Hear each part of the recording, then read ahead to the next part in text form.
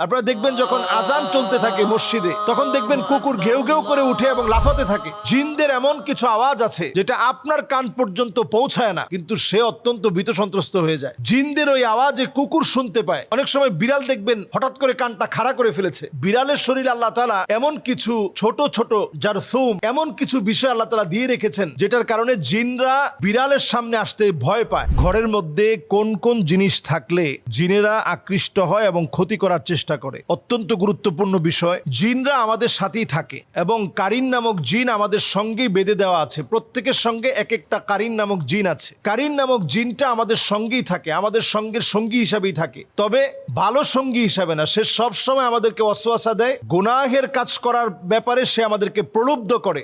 এবার আসুন, ঘরের মধ্যে কোন কোন জায়গায় কোন কোন বিষয়ের কারণে জিন আসে। যেমন ধরুন, আমাদের ঘরের মধ্যে আমরা অনেক সময় জুনজুনি রাখি এবং পর্দাগুলোর ভিতরে এখন স্টাইলিস্ট যে পর্দাগুলো রয়েছে, ওই পর্দাগুলোর ভিতরে আপনি দেখবেন যে জুনজুনি বাজতে থাকে। এগুলো আমরা এখন প্রত্যেকের ঘরে এখন ফ্যাশনেবল এই পর্দাগুলো ব্যবহার করি এবং সেখানে জুনজুনি বাজতে থাকে। নবী সাল্লাল্লাহু আলাইহি সাল্লাম আমাদেরকে সতর্ক করেছেন, লা তাদখুলুল মালাইকা বাইতুন ফিহি জুলজুল।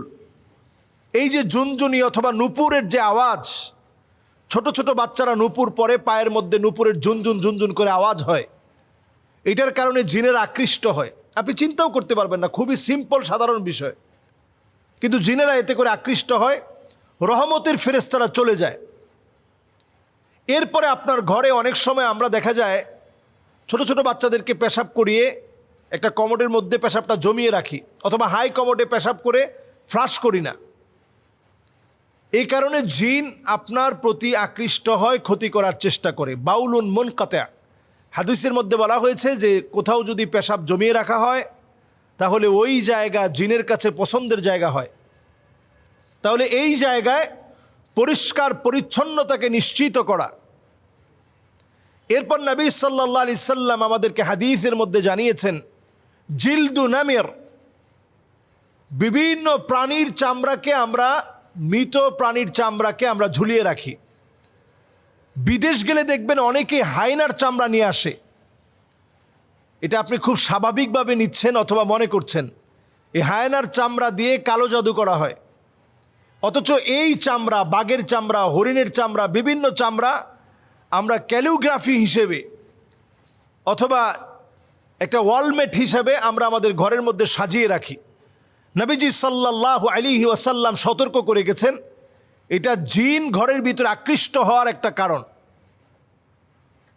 নবী আলাইহিস সালাতু ওয়াস সালাম এরপর আমাদেরকে সজাগ সচেতন করলেন, জিন ঘরের ভিতরে আকৃষ্ট হওয়ার আরেকটা কারণ কাতিউ রাহিম, আত্মীয়তার সম্পর্ক যে ঘরের মধ্যে থাকে না। সন্তান হয়ে মাকে দেখতে পারে না, সন্তান হয়ে বাপকে দেখতে পারে না, সন্তান হয়ে আত্মীয় স্বজনের খবর তো নেয় না, নিজের ভাইয়ের খবর নেয় না। এইরকম ব্যক্তিদের ঘরে দুষ্ট জিনেরা আসে। রহমতের ফেরেশতারা এমন ঘরে থাকে না, দুষ্ট জিনেরা এই ঘরের ভিতরে আসে।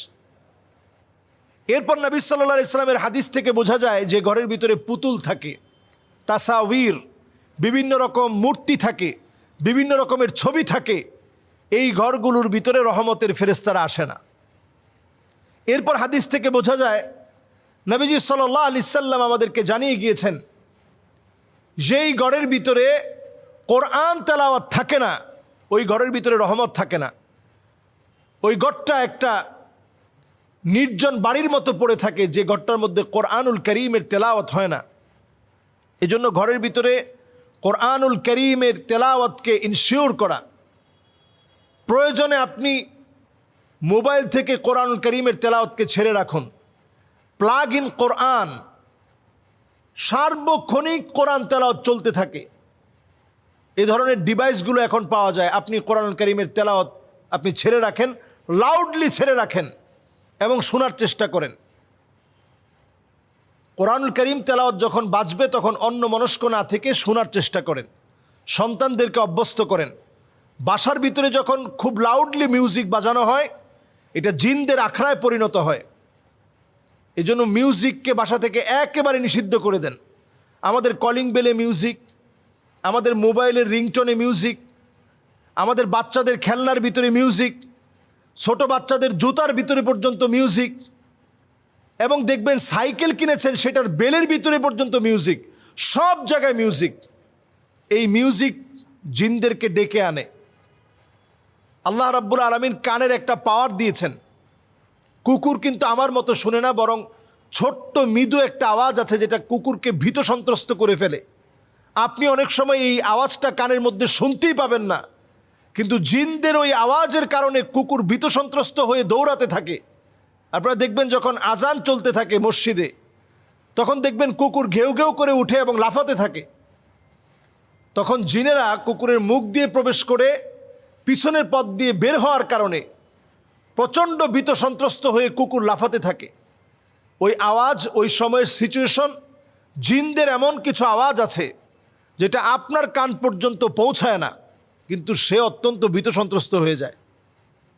জিনদের ওই আওয়াজে কুকুর শুনতে পায়। অনেক সময় বিড়াল দেখবেন হঠাৎ করে কানটা খাড়া করে ফেলেছে। বিড়ালের শরীরে আল্লাহ তাআলা এমন কিছু ছোট ছোট জারথুম, এমন কিছু বিষয় আল্লাহ তাআলা দিয়ে রেখেছেন যেটার কারণে জিনরা বিড়ালের সামনে আসতে ভয় পায়। ছোট ছোট পাখি আমরা লালন পালন করি, কাকাতুয়া, লাভবার্ড, টিয়া পাখি, কবুতর, ময়না, এ জাতীয় অনেক পাখি আমরা এখন লালন পালন করি। কিছু প্রকারের পাখি আছে যেগুলোকে জিন প্রচণ্ড ভয় পায়।